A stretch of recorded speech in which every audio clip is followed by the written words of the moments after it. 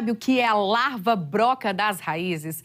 Esse bichinho com nome estranho é uma praga, viu, gente? Nós somos até a Embrapa e conversamos com especialistas que falaram sobre essa praga e sobre os riscos que ela representa, principalmente para a plantação de mandioca. Os agricultores precisam estar atentos, viu, para identificar a presença dessas larvas antes que elas apodreçam as raízes e destruam a plantação. Nós conversamos com um pesquisador da Embrapa, especialista no assunto, que deu algumas dicas de como lidar com esse problema. A broca das raízes é uma larva de besouro que se alimenta da polpa da raiz da mandioca. Depois disso, fungos e bactérias entram nos espaços feitos pela larva e o alimento se torna impróprio para consumo. O ciclo desse inseto começa quando os adultos saem à noite e acasalam na superfície do solo. Depois eles retornam para o interior do solo, as fêmeas procuram as raízes da mandioca, ela faz um pequeno buraco com seu aparelho bucal, com a boca, e ali naquele buraquinho na casca ela deposita os seus ovos. Depois de um tempo, daquele ovinho sai uma pequena larva branquinha, sem perna, com a cabecinha escura. Essa larva então penetra dentro da raiz da mandioca e ela começa a se alimentar da polpa. Ela vai crescendo, abrindo galerias dentro da raiz da mandioca. E nessas galerias entram, porque a mandioca, as raízes estão no solo, entram fungos, entram bactérias e começa um processo de apodrecimento dessas raízes. As larvas então vão se desenvolvendo, vão crescendo e quando elas já se alimentaram o suficiente, elas se transformam numa nova fase que é chamada de pupa. Para isso a larva constrói um pequeno casulinho, utilizando restos de madeira, e a pupa fica então dentro desse casulo. Passado alguns dias, essa pupa se transforma em adulto e esse adulto então vai iniciar o novo ciclo dessa praga. Esta praga representa hoje um sério problema para os agricultores e principalmente para a produção de mandioca. Para o produtor é muito difícil ele fazer o monitoramento do inseto, porque esse besouro é um besouro muito pequeno, com cerca de 8, 10 milímetros, coloração escura, e é um inseto que tem hábito de durante o dia ficar enterrado. Então, se o produtor entrar na cultura da mandioca durante o dia para tentar monitorar, ele não vai conseguir. O que a Embrapa recomenda? O que a Embrapa recomenda é que os produtores que têm problemas com a broca nas suas áreas, a partir do 3º ou 4º mês do plantio, o produtor vai visitar as suas áreas semanalmente ou quinzenalmente, vai retirar algumas plantas e vai verificar se as raízes estão com as larvas ou se tem raízes apodrecidas. Esta é a melhor forma que o produtor tem de monitorar a presença ou não da praga na sua lavoura.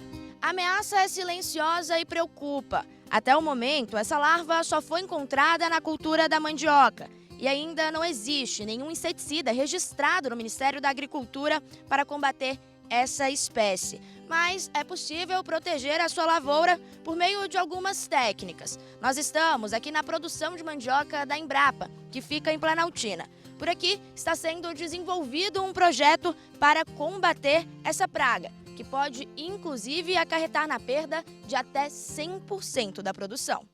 Ao longo de vários estudos feitos nos últimos anos, técnicos da Embrapa desenvolveram estratégias de manejo que prometem proteger a plantação contra a espécie. É importante a gente salientar que não existem inseticidas registrados no Ministério da Agricultura para o controle dessa praga. A gente ouve relatos de produtores que têm usado inseticidas tentando controlar e não têm obtido resultado algum no controle da praga. Então a Embrapa ela não recomenda a utilização de inseticidas para controlar essa praga. Mas nós temos algumas recomendações que são conhecidas como controle cultural, né? Por exemplo, esta é uma praga que até onde se sabe só se alimenta de mandioca. Então, o que nós recomendamos para os produtores é a rotação de culturas. Então, se você tem um problema com a broca na sua região, na sua área, você deve evitar o plantio subsequente de mandioca, porque isso vai aumentar a população da praga. Ao contrário disso, o que a gente recomenda é entrar com outras culturas, por exemplo, o milho, o feijão, hortaliças. Por quê? Se a praga só se alimenta de mandioca, esse tipo de rotação vai quebrar o ciclo biológico do inseto e vai diminuir a população. Uma outra recomendação que a Embrapa faz é com relação à colheita antecipada. Por que a Embrapa recomenda a colheita antecipada da mandioca em áreas onde nós temos problemas com a broca? Porque o problema da broca, ele aumenta ao longo do ciclo da cultura. Ou seja, à medida que o tempo passa, a porcentagem de raízes atacadas vai aumentando. Então, se você tem problema de broca na sua área, se você colher antecipadamente, você reduz esses danos. E a terceira recomendação que a Embrapa faz, com base em controle cultural, é a eliminação dos restos culturais. Como nós já falamos anteriormente, esses insetos, os adultos principalmente, no final do ciclo da mandioca, eles se alojam na cepa, né? Que é a maniva que você utilizou para plantar a mandioca. A tendência é que o produtor retire a parte aérea das plantas, retire as raízes e abandone essa cepa na sua área. Então, a presença dos besouros nessa cepa e o abandono desses restos culturais na área vai perpetuar a população da praga nos plantios subsequentes.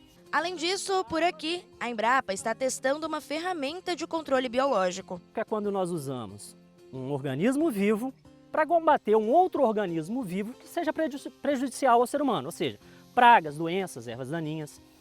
Existem vários tipos de controle biológico. Aqueles que usam fungos, aqueles que usam pequenas vespas, que são chamadas de parasitoides, aqueles que usam insetos predadores para combater outras pragas.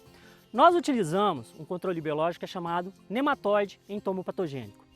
Esses nematóides são organismos muito pequenos, não são vistos a olho nu. Eles são organismos alongados, cilíndricos, lembram até pequenas minhocas, né? E o que acontece? Esses nematóides, eles atacam apenas insetos. Então, a nossa ideia é utilizar esses nematóides para controlar as larvas da broca. Como que a gente poderia fazer isso? Esses nematóides, eles podem ser pulverizados sobre o solo. Os nematóides caem sobre o solo, eles descem no perfil do solo, encontram a larva da broca, penetram na larva, começam a se alimentar dela e se multiplicar, a larva da broca morre e dessa larva saem milhões de outros nematóides que irão procurar outras larvas para combater. Em laboratório, com 2 espécies de nematóides, nós já tivemos resultados muito satisfatórios. Esses nematóides controlaram até 100% das larvas em laboratório. E agora a Embrapa está montando alguns experimentos no campo, está instalando experimentos no campus, para testar essa nova tecnologia e poder aí a médio prazo liberar essa nova tecnologia para os produtores de mandioca do Brasil. Os números mostram que houve um aumento da produção de mandioca no Distrito Federal entre os anos de 2021 e 2022. Além disso, o número de agricultores também aumentou na capital do país. Saltou de 1.163 para 1.599. Já o valor bruto ultrapassou os 32 milhões de reais no último ano. A produção de mandioca no Distrito Federal, ela se constitui numa cultura muito importante. Até pouco tempo atrás, os produtores colhiam a mandioca e vendiam apenas em feiras, com a casca, né, por um valor muito baixo. Hoje em dia, existem produtores empresariais que colhem a mandioca, descascam, embalam, e isso agrega valor. Então, hoje, a cultura da mandioca, a produção, a comercialização de mandioca no Distrito Federal se constitui numa atividade muito rentável. Os dados mostram a importância da mandioca na economia local e a necessidade de proteger estas plantações contra qualquer tipo de ameaça.